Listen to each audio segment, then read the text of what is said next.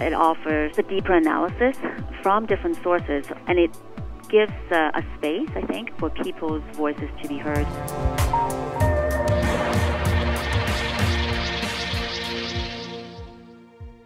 The Canadian Youth Delegation to Poznan is a diverse, non-partisan team of young leaders from across Canada, united at the UN talks in Poland to share the voice of Canadian youth and create positive change in the international climate policy process. To talk about the delegation, its role in the climate change discussion process is Lauren Draney and Genevieve Gilbert. Genevieve, you've been to the talks in Bali. You were there to discuss with the youth delegation last time.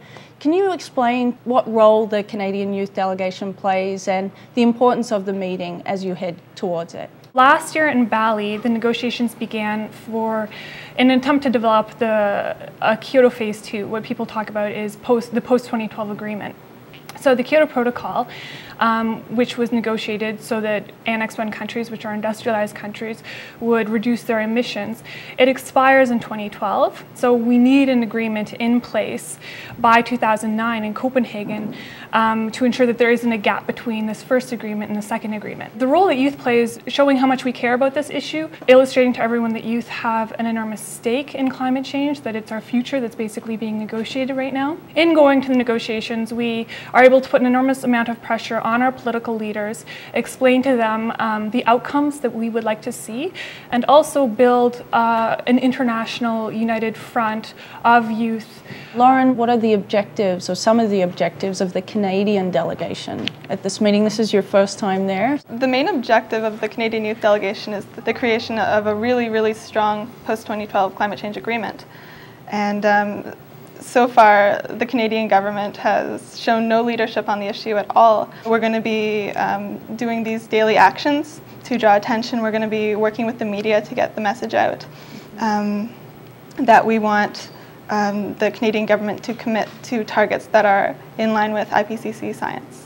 What I'm interested in is some of the other solutions that are on the table in terms of reducing the carbon footprint, the carbon trading, clean coal, all seem like solutions the governments are chasing to keep as much as possible business as usual. To a certain extent, a lot of that is what will go on at the negotiation. So there are a lot of what they call flexibility mechanisms, and essentially ways where industrialized countries can offset their emissions and not really engage in absolute reductions at home, which is what we need. We also need assistance to developing countries to reduce their emissions and engage in sustainable development. But there are a lot of loopholes. Going back to the role that youth play, that is again the role coming and saying, look, the science says that we need to peak global emissions by 2015 if we are to avert dangerous and catastrophic climate change. I think one of the things that I see as being a hurdle to overcome at the moment is the focus in the political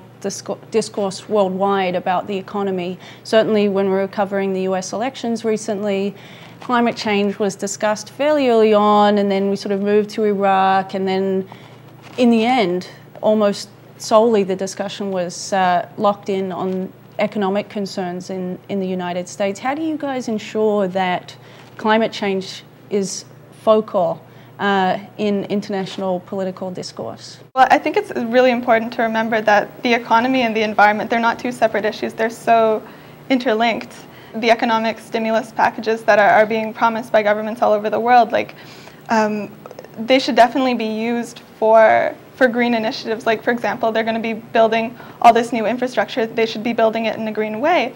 They're going to be funneling money into the big 3 car companies, and they should have conditions on that, like build energy efficient, smaller, compact cars.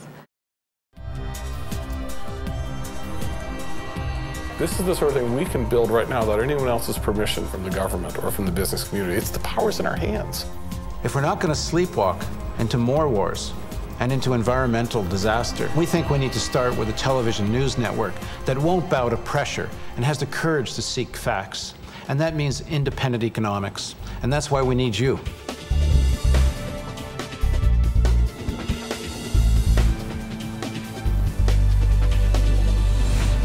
Real hope means facing a complex reality.